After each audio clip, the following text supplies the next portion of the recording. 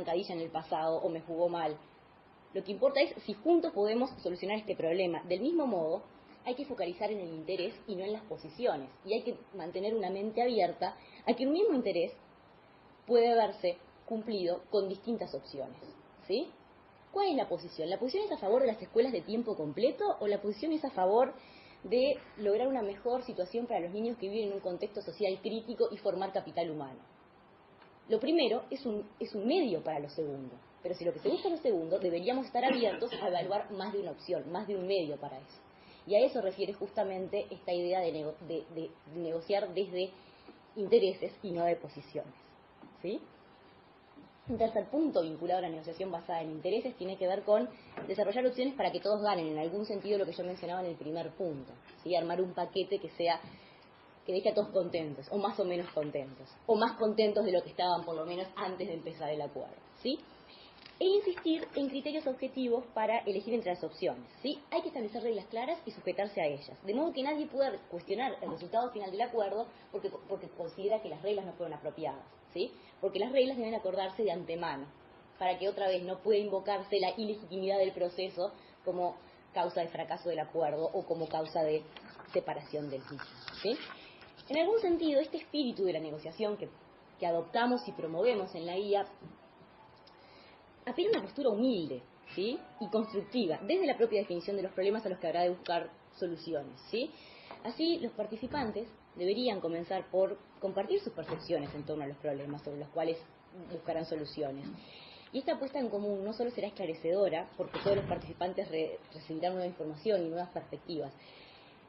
Esto podría además alterar las percepciones originales de los problemas, pero lo que más importante seguramente lleva a una redefinición de los problemas, ¿sí? Enriquecida por todas las visiones, transformando eso en un nuevo punto de partida hacia el acuerdo. Así, en algún sentido, se produce un ciclo que continúa hasta que las partes están de acuerdo en la definición de ese problema. Y es recién a partir de ahí que puede empezar a hablarse, que puede empezar a pensarse en soluciones para esos problemas previamente definidos.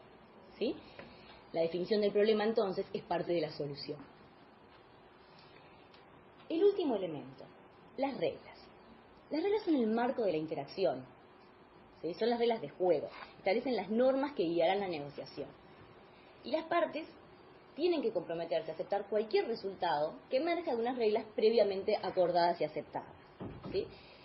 Las reglas, entonces, son centrales para la legitimidad del proceso y son un elemento al que usualmente no se le presta demasiada atención. A veces la carga de las energías, de los tiempos, incluso de las comunicaciones van hacia lo sustantivo, por supuesto, eso debe ser.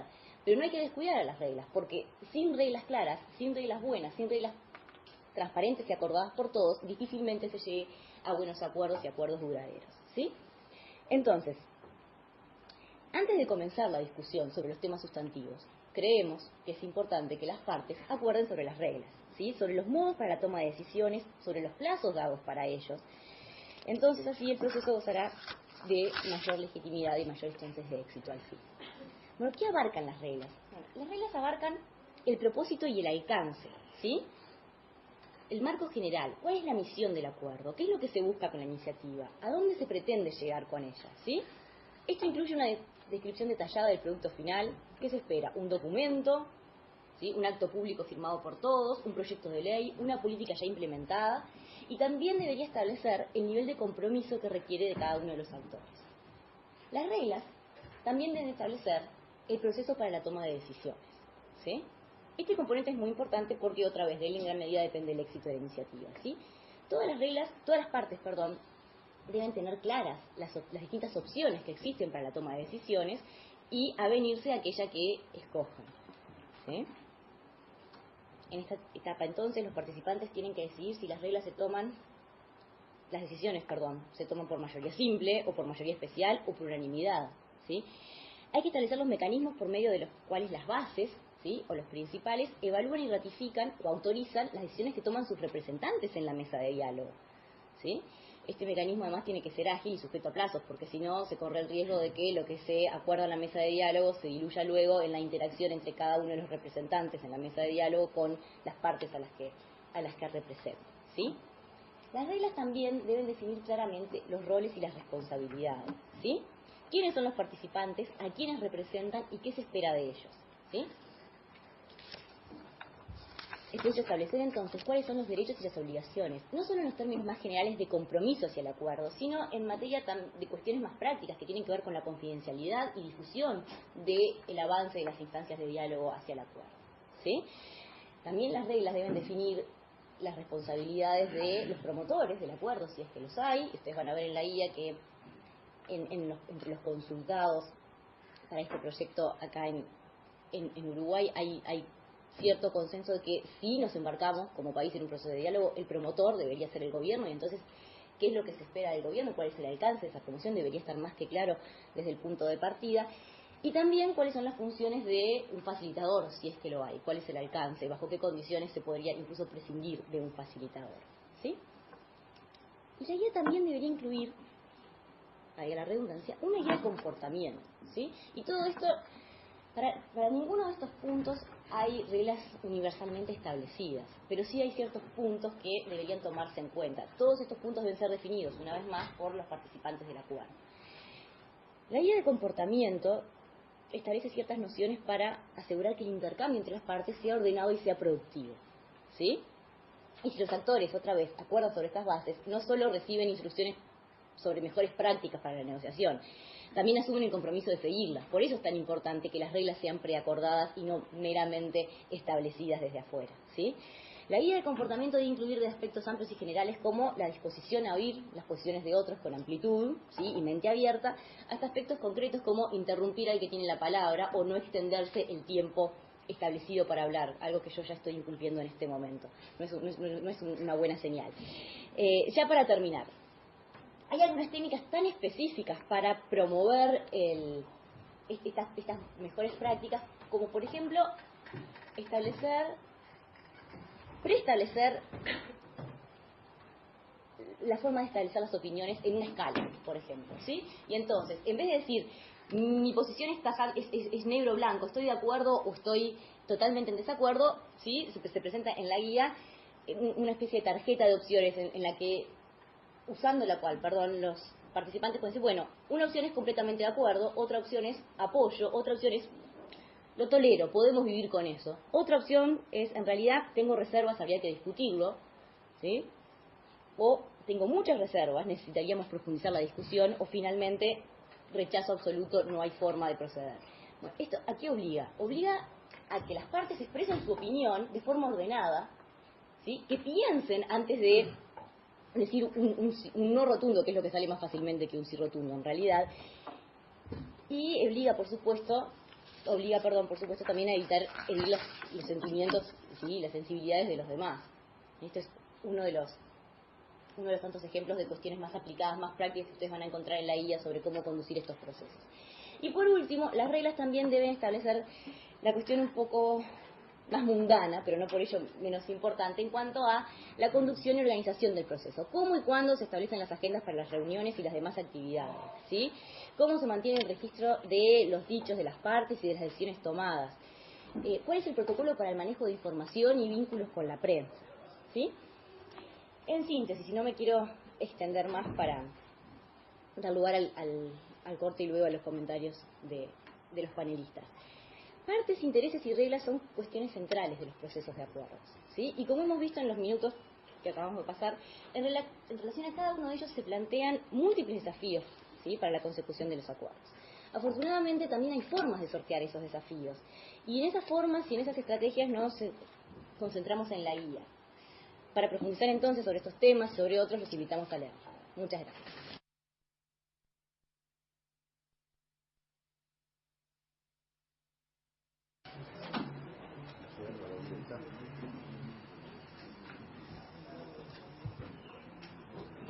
Bueno, continuando con esta actividad para presentar la investigación Acuerdos Sociales en Uruguay, vamos a continuar con el panel de comentaristas Estaba previsto que participara el prosecretario de la Presidencia, a último momento se ve que tuvo algún problema de agenda, ahora que no pudo venir, lo teníamos confirmado para esta actividad. La idea era un comentario tripartito, digamos, ¿no? Así que los comentarios finalmente van a quedar a cargo del economista Pablo Darrocha, del Instituto Cuesio Bertolotti, presidente de la Asociación Iberoamericana de Cámaras de Comercio en el sector en el Uruguay. Y en la segunda parte, así que invitamos ahora al economista Pablo Darrocha. Lo formal es el agradecimiento, ¿sí?, a la Universidad de Montevideo por la invitación, por permitirle darle voz al movimiento sindical en una instancia tan importante como avanzar en la construcción de diálogos, ¿sí?, y sobre todo acuerdos de carácter social. Me temo que 10 minutos sean insuficientes para decir todo lo que el movimiento sindical siempre tiene para decir, pero bueno, nos ayuda el hecho de circunscribirnos a esta interesante investigación. Bueno, saludamos sin duda el esfuerzo, ¿sí?, y el interés por abordar los aspectos que hace la negociación al logro de los acuerdos, ¿sí?, y sobre todo de cara a lograr acuerdos de carácter social y aquellos que terminan apuntando y convertirse en políticas de Estado, políticas que trascienden los periodos electorales, los periodos de gobierno, los turnos, ¿sí?, y se consolidan para el bienestar general de la sociedad.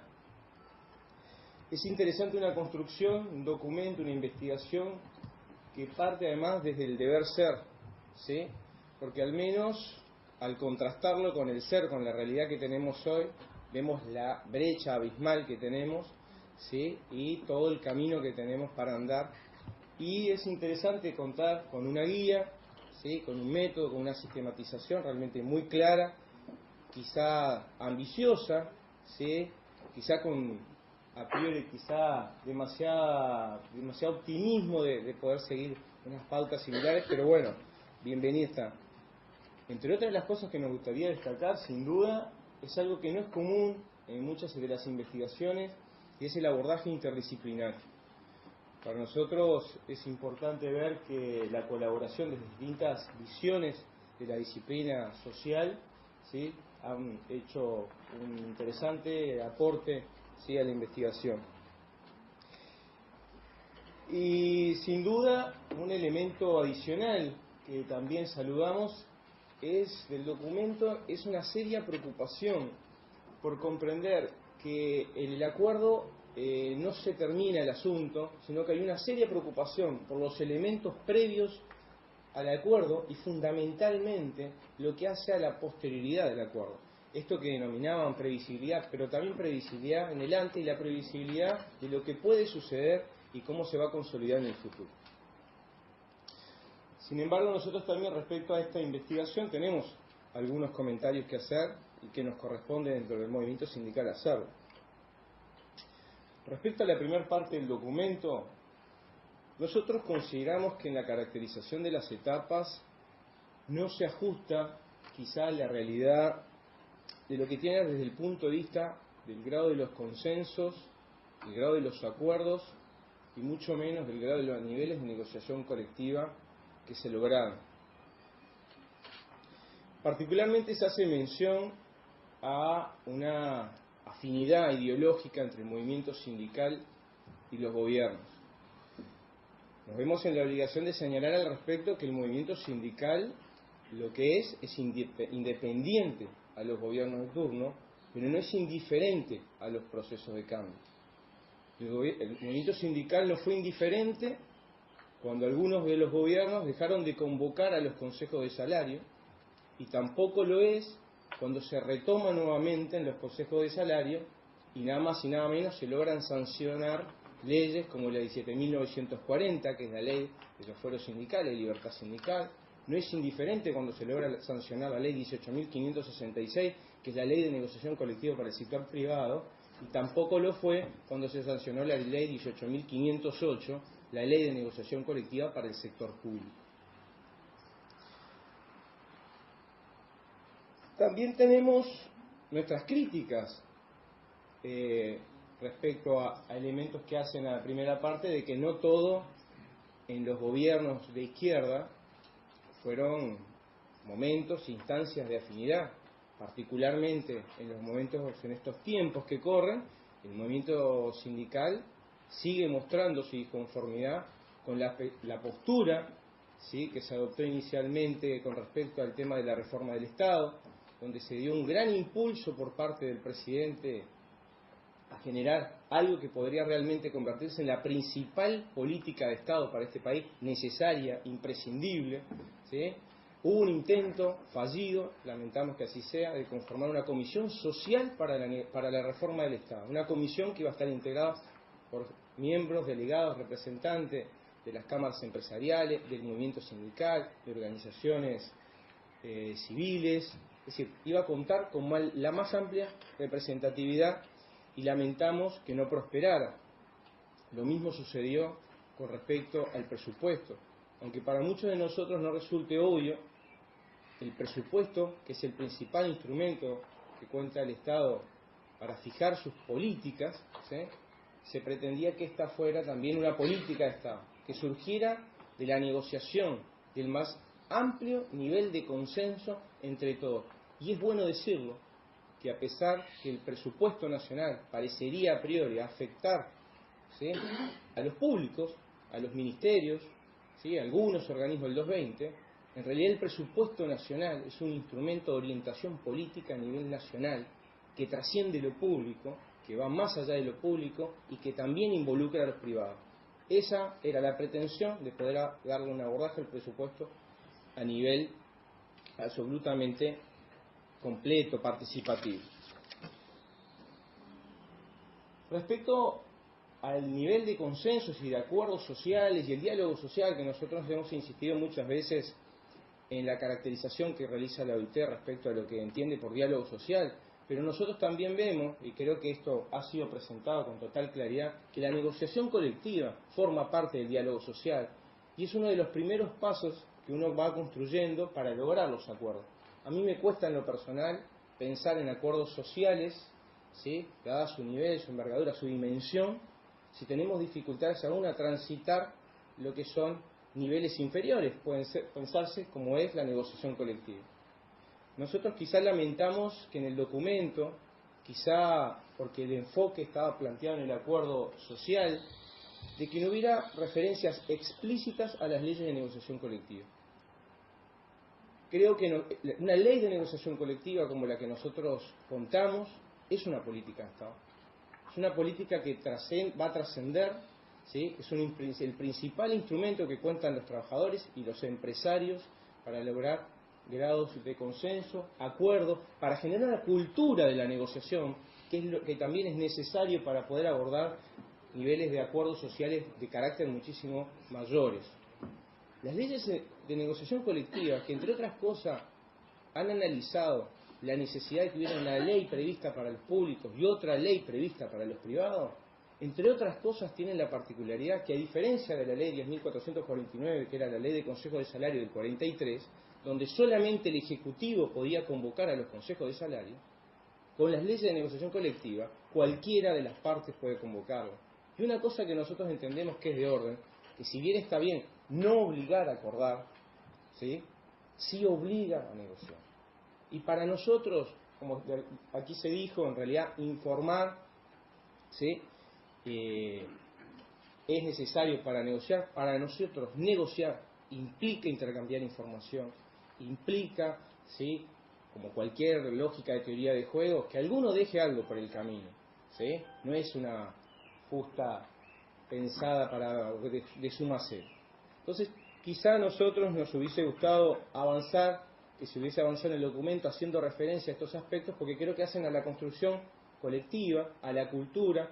Creo que estos procesos de acuerdos sociales son fruto, síntesis de procesos acumulativos en el tiempo. La ley de negociación colectiva difícilmente se hubiese logrado si no hubiese probablemente un gobierno de izquierda, pero sin duda no se hubiese logrado si no se hubiera contado con un movimiento sindical unificado, ¿sí?, donde la unidad ha sido su sello de distinción y donde esto es resultado de un proceso de decenas de años de esfuerzo de compañeros que incluso hoy no están. Finalmente, porque supongo que el tiempo estaremos ahí, queremos decir acerca de algunas tentativas, tibias tentativas que hubieron para lograr acuerdos, que hoy están presentes y que cada uno, asumiendo su responsabilidad, entenderá por qué fracasaron con total éxito. En particular puedo hacer referencia al Consejo de Economía Nacional, ¿sí? Es una instancia particular, ¿sí?